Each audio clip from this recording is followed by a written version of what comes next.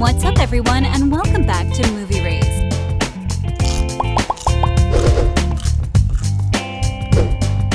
I think one of the most iconic and culture-defining mythical creatures are definitely dragons.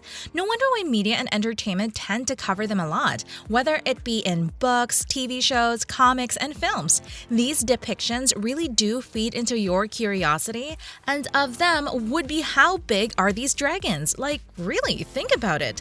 Think about how big they are if they were to be transported into the real world. This is How to Train Your Dragon Dragon-Size Comparisons.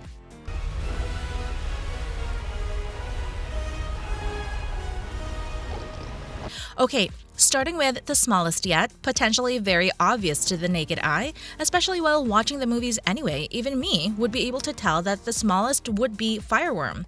According to most sources, Fireworm is a small Stoker-class dragon that first appeared in How to Train Your Dragon Dragon's Riders of Berk.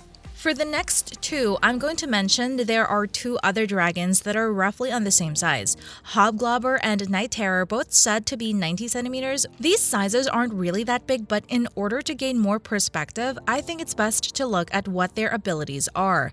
The Hobgoblin is a small mystery and Stoker-class dragon.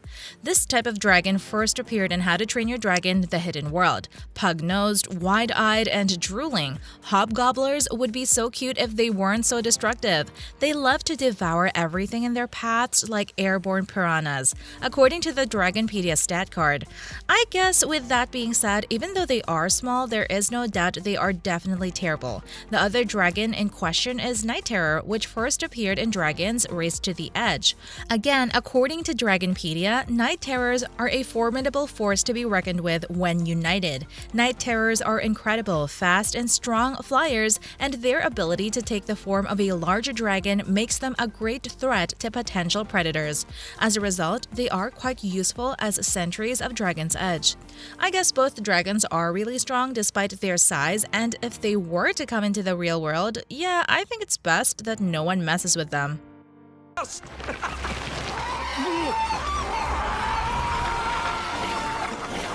The third dragon I'm gonna cover is still under the small and Stoker class, and its abilities are quite astonishing.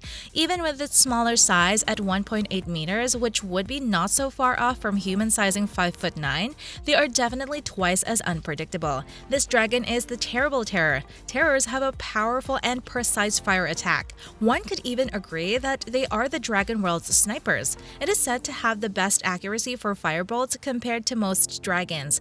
Though Terrors are among the smallest dragons, they are shown to be brave enough to fight larger opponents if necessary, as demonstrated by a single terror attempting to fight a Night Fury over food. Gradually getting bigger here, moving on to another dragon sized at 4.3 meters is the Speed Stinger. This dragon first appeared in Dragons Riders of Berk, classified as a small sharp class dragon which are known to not fly, but they are very fast.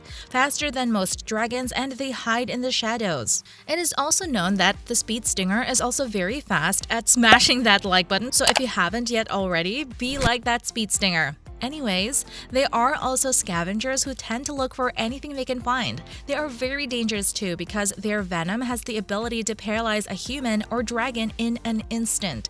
These dragons are definitely not to be messed with if they come into the real world. People would definitely need to watch out.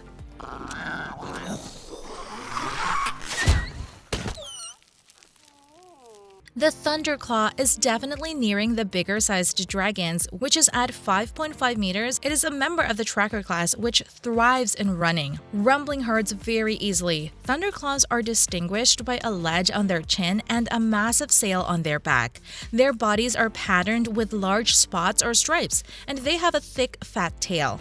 This type of dragon is known to be a fast runner, even with the extra weight of armor and a human on them, but not fast enough to beat a Night Fury. They are definitely something to be careful of, as their size doesn't just indicate their fury, they can be able to outrun almost anything.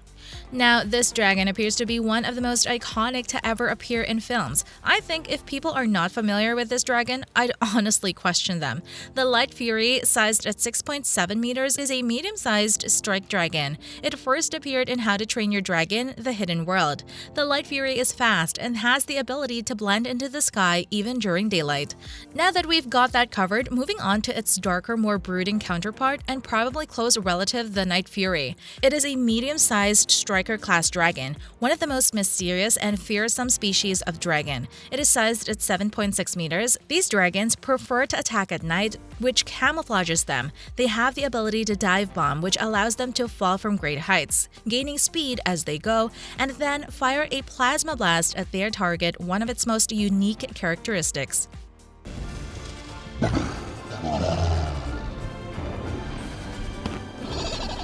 On the topic of striker-class dragons, one of the most badass takes being depicted in the film is the Death Gripper. According to the Dragonpedia stat cards, with their protruding tusks, 4 claw pincers, and poisonous clubbed tails, Death Grippers are a monstrous species.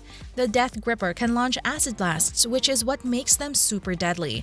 I think this dragon by far is one of the most dangerous yet coolest renditions of a dragon, one of the more villainous and ominous takes of the mythical creature by far.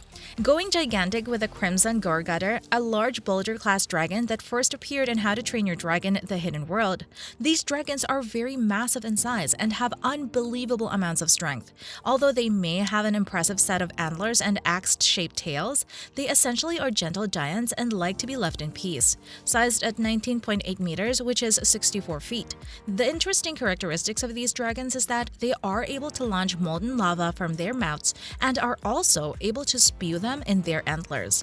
Definitely one of the coolest and most innovative take on dragons, if you ask me. Our hero!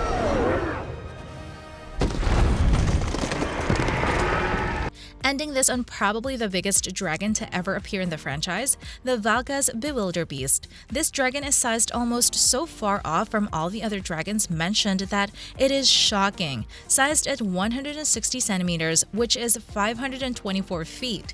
This dragon had its first appearance in How to Train Your Dragon 2. The Valka's Bewilderbeast is considered the master of all dragons. The most notable characteristic is that he has a warm heart and is compassionate to all other smaller races, both humans and dragons. The Valka's Bewilderbeast essentially is like the loving granddad to all. He is so nice, he would even encourage you to smash that subscribe button and ring the notification bell. I'm kidding, but going back, its design in the film very much reflects its personality being a king with all of its majesty and eloquence, and its personality for being very warm, welcoming, and caring. Definitely one way to make a point in trying to emulate splendor and glory in a mythical creature.